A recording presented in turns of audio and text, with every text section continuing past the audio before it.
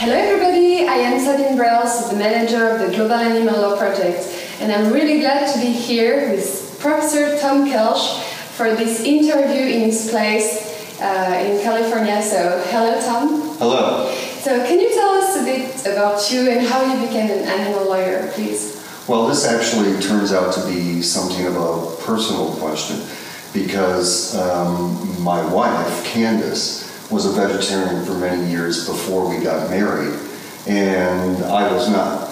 After we got married, I saw what she was doing and thought about the issues relating to animals and decided to become a vegetarian myself. This was back in the early 90s, and it was at the time that animal law was really in its very beginnings. And I learned about animal law, decided to teach it, and engage in scholarship on it. So it really arose out of meeting my wife and getting married. Yeah, wow, that's a beautiful story. Can you tell us about your main contributions in animal law? Well, I think there's two strands of what I've primarily worked on.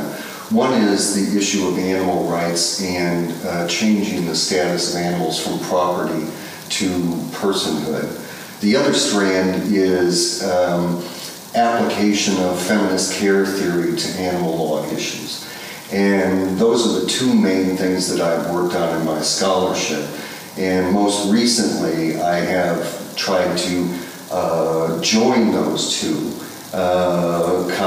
ideas. And recently, I wrote an article in which I argue that from a feminist care perspective, we can create universal cross-culturally accepted principles relating to animals that would ultimately result in us deciding to give rights to animals. And do you think that can be the next step, indeed?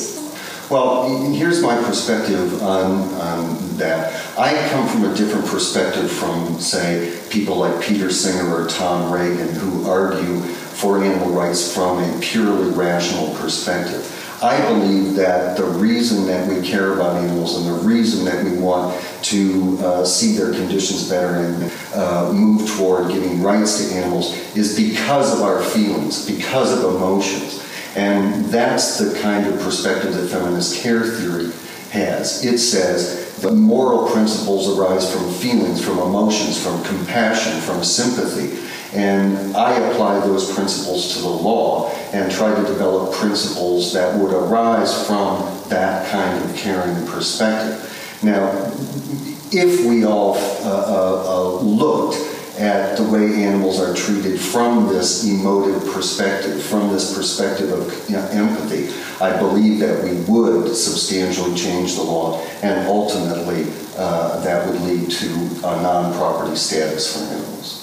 Thank you very much. That's a unique perspective that you're offering here. And can you tell us about your dream for the animals? Well, ultimately, what I would like to see is the abolition of the use of animals in agriculture and experimentation and entertainment. That's my dream. Now, unfortunately, I don't think I'll see that in my lifetime. In fact, I'm pretty sure I won't. But I would like to see us move in that direction, and hopefully one day we will get there. Thank you so much. We're very proud and honored to have you as a part of our expert group and also as all in our steering committee in the GAL project. So to end this interview, would you like to say a few words about the GAL project and what you think about it?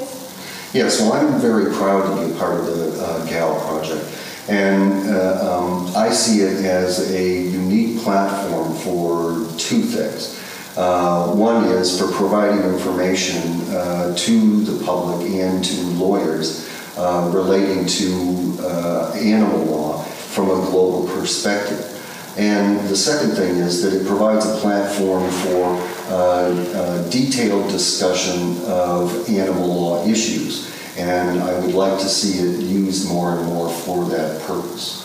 Thank you so much.